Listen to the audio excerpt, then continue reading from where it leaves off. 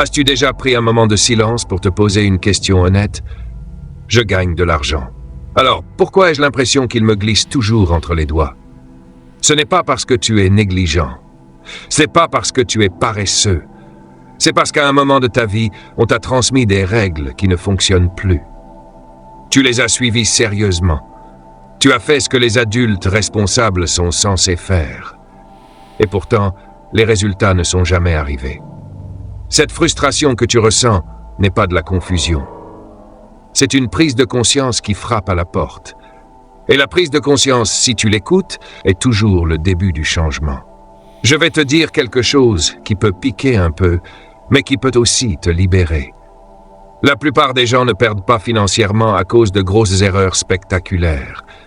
Ils perdent parce qu'ils répètent, jour après jour, de petites décisions respectables, socialement acceptées, qui vident leur avenir en silence. Ils ne détruisent pas le navire en une seule tempête. Ils laissent une petite fuite s'installer. Et chaque jour, un peu d'eau entre. Jusqu'au matin où ils regardent autour d'eux et se demandent pourquoi ils nagent encore pendant que d'autres semblent avancer tranquillement. Le monde a changé plus vite que nos habitudes.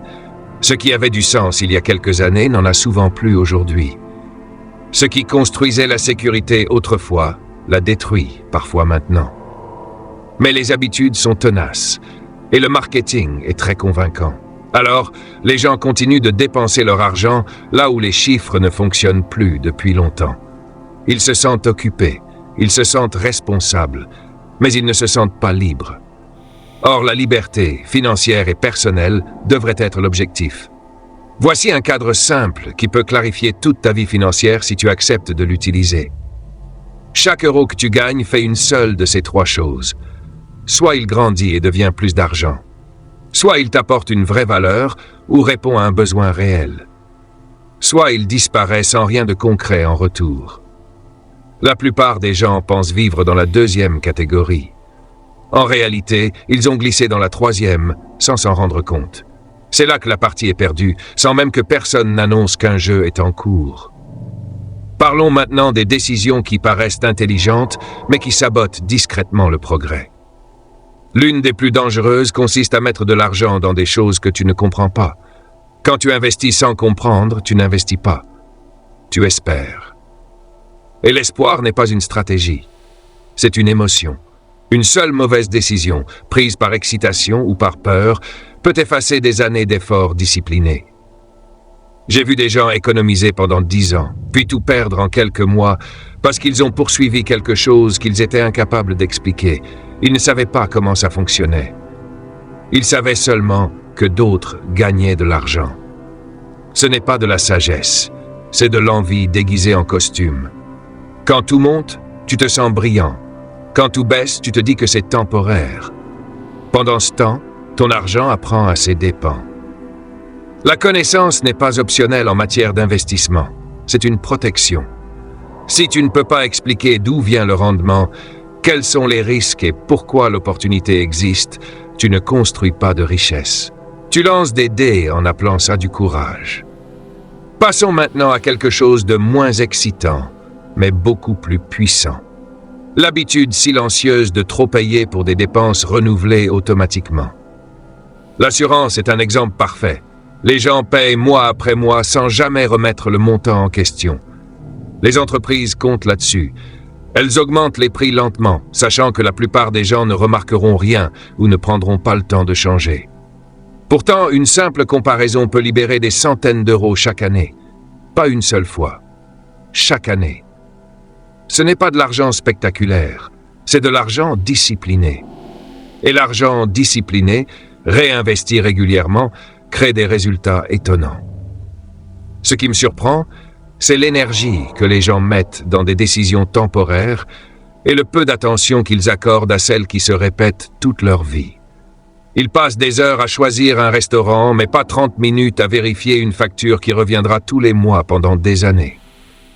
Ce n'est pas un manque d'intelligence, c'est un manque de conscience. Et la conscience, ça s'entraîne. La commodité déguisée en valeur est un autre piège. Le voyage en est un bon exemple. Ce qui permettait d'économiser autrefois coûte souvent plus cher aujourd'hui. Mais les gens continuent d'y croire. parce que ça a déjà été vrai. Les frais se cachent derrière des chiffres rassurants. La responsabilité est déplacée sur le client, pendant que les prix montent. Tu paies plus et tu reçois moins. Mais la familiarité te maintient confortable. Et le confort coûte cher. Il rapporte rarement des dividendes. Il y a aussi les dépenses basées sur la peur. Les extensions de garantie en sont un exemple parfait. Elles ne vendent pas de la protection. Elles vendent un soulagement émotionnel, l'illusion de la sécurité. Les chiffres sont rarement en ta faveur, mais la peur ne s'intéresse pas aux chiffres. Elle veut juste être rassurée. L'ironie, c'est que l'argent que tu dépenses pour éviter le risque te protégerait bien mieux si tu le gardais pour créer ta propre réserve. La vraie sécurité ne vient pas des papiers, elle vient des réserves. Allons dans la cuisine un instant. Acheter plus que ce que tu utilises ne te rend pas efficace. Ça te rend gaspilleur à grande échelle. La nourriture jetée, c'est de l'argent jeté. La taille du paquet ne change rien à cette réalité. La planification bat toujours l'optimisme. Tu ne gagnes pas en achetant plus, tu gagnes en achetant ce que tu utilises réellement. La discipline n'est pas une restriction, c'est un alignement. Les soldes méritent une attention particulière. Elles transforment des personnes intelligentes en acheteurs impulsifs. Une réduction ressemble à une récompense. Mais si la seule raison d'acheter est le prix, alors c'est le prix qui te contrôle. Économiser de l'argent n'est pas la même chose que dépenser moins. Acheter quelque chose d'inutile à moitié prix reste une dépense inutile. Et chaque dépense inutile vole des ressources à quelque chose de réellement important que tu aurais pu construire. Les dépenses sociales sont encore plus émotionnelles. Offrir des cadeaux est souvent passer de la générosité à l'obligation. Les adultes s'échangent de l'argent sous forme d'objets dont aucun n'a vraiment besoin. Ça ressemble à de la gentillesse, ça ressemble à une tradition. Mais c'est souvent du stress déguisé en célébration. Les relations ne se renforcent pas avec des étiquettes de prix. Elles se renforcent avec la présence, l'attention et l'honnêteté. Les commerçants gagnent quand on confond dépenser et aimer. L'éducation mérite du respect, mais aussi de l'analyse. S'endetter lourdement pour des diplômes qui ne génèrent pas de revenus n'est pas de l'ambition. C'est de l'optimisme sans calcul. Une éducation qui retarde ta capacité à vivre, épargner et investir pendant des décennies n'est pas un actif. C'est une dette avec une cérémonie de remise de diplôme.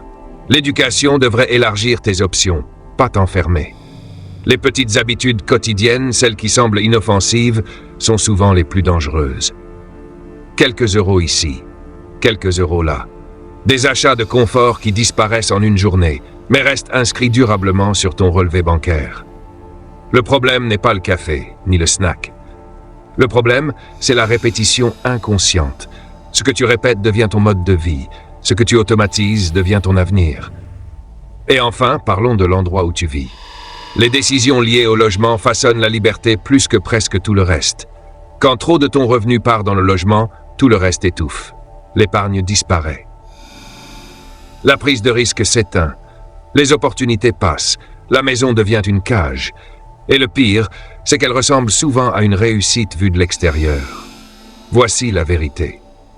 La richesse ne se construit pas dans les moments spectaculaires. Elle se construit en supprimant les fuites, en remettant en question les habitudes, en refusant de continuer à payer pour ce qui ne te sert plus.